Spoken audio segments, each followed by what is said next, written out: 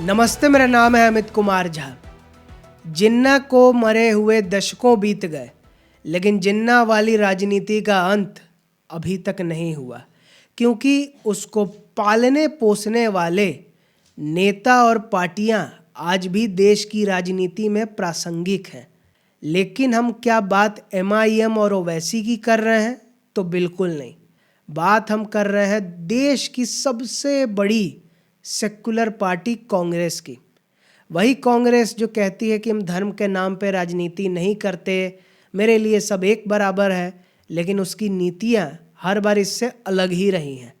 और एक बार फिर तेलंगाना में कांग्रेस ने ऐसा कांड कर दिया है, अगर उसको नहीं रोका गया तो ये देश में बंटवारे की नींव डालने जैसा होगा, क्योंकि एक छोटी सी चिंगारी से ही जंगल में आग लग जाती है। छोटा चीज़ ही कब बड़ा हो जाए कुछ पता नहीं चलता है। तो मामला क्या है, इसको ज़रा जान लेते हैं। अब तेलंगाना में रेवंतुद्दीन की सरकार, या कहें कि रेवंत रेड्डी की सरकार, उन्होंने बड़ा फैसला ले लिया है। वो फैसला क्या है कि मुसलमानों को 4% OBC के ही कैटेगरी में एक बनाकर आरक्षण देंगे। बस सीधा बोल दिया कि हम तो 4% मुसलमानों को आरक्षण देकर ही रहेंगे, कोई कुछ भी कर ले। और सुप्रीम कोर्ट भी इस बार रोक नहीं पाएगा, क्योंकि हमने जातीय सर्वे कराया है, उसका डाटा है, उसमें पता चलता है कि मुसलमान इतने गरीब हैं, इतने पिछड़े हैं कि उनको रिजर्वेशन तो मिलना ही चाहिए। तो ये 4% वाला रिजर्वेशन का खेल क्या है? खेल यही है कि जब तेलंगाना बना नहीं था, जब अनडिवाइडेड आंध्र प्रदेश था, उसमें भी कांग्रेस की ही सरकार थी। 2003-04 के आसपास कांग्रेस की सरकार ने फैसला ले लिया कि अब मुसलमान इतने पिछड़े हैं कि OBC में ही उसको भी दे दो। अब हाई कोर्ट ने कई बार कोशिश की, कांग्रेस सरकार ने कई बार खारिज किया, लेकिन आखिरकार जब सुप्रीम कोर्ट में मामला पहुंचा तो सुप्रीम कोर्ट ने हाई कोर्ट के फैसले पर स्टे लगा दिया। मतलब जब तक फैसला नहीं आता तब तक फिलहाल 4% रिजर्वेशन मुसलमानों को OBC कैटेगरी में मिल ही रहा है। तेलंगाना में उसको BCE कह रहा है, अलग से नामकरण किया गया है वहाँ, लेकिन है बेसिकली वो OBC कैटेगरी। ये हाल है तेलंगाना में, क्योंकि यहाँ हमेशा से सेक्युलर पार्टियों की ही सरकार रही है। क्योंकि जब तेलंगाना नहीं बना था तब कांग्रेस की सरकार थी जिसमें 4% लाया।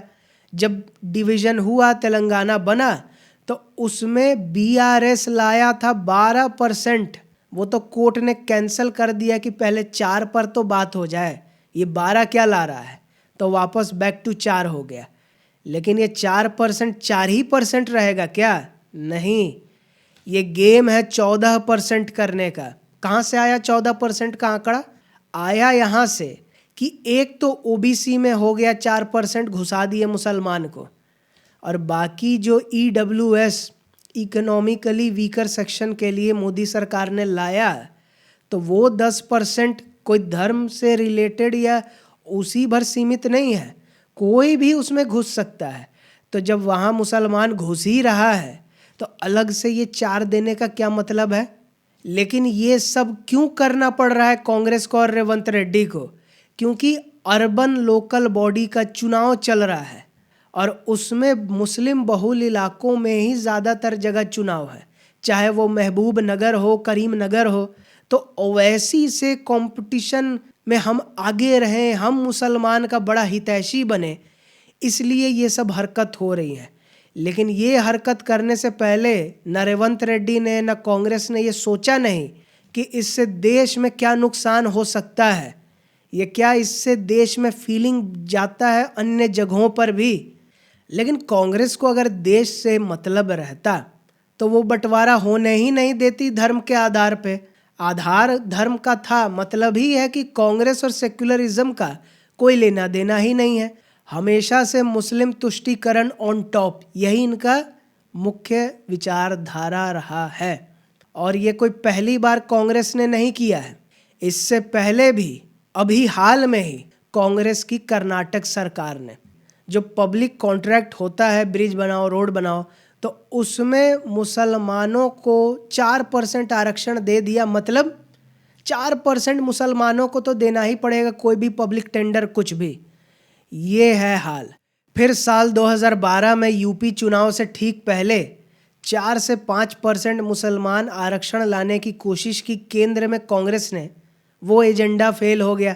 और सबसे मेन, जब एक देश का प्रधानमंत्री जो उस समय मनमोहन सिंह थे, उन्होंने तक कह दिया कि देश के संसाधनों पर सबसे पहला हक, ये खास कहा अल्पसंख्यक, उसमें भी मुसलमान।